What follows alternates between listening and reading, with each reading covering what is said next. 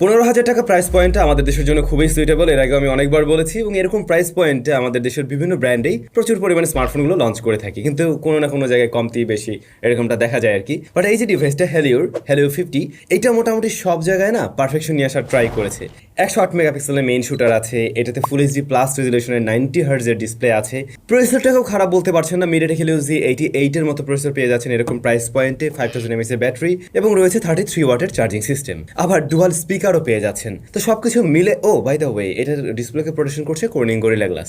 তো সবকিছু মিলে বেশ গুছানো টাইপের একটা প্যাকেজ মনে হচ্ছে না? বাট আমাদের কাজ হলো ফাইন্ড আউট করা এর ভালো দিকের পাশাপাশি খারাপ দিকগুলো কোন জায়গায় কমতি রয়েছে। কোনো কিছুই পারফেক্ট হয় না, আপনারাও জানেন। তো এর ক্ষেত্রেও ভালো মন্দ উভয় দিকই আমরা পেয়েছি, সুতরাং সবকিছু জেনে বুঝে তারপরেই না হয় আপনার পারচেজ ডিসিশন মেক করেন।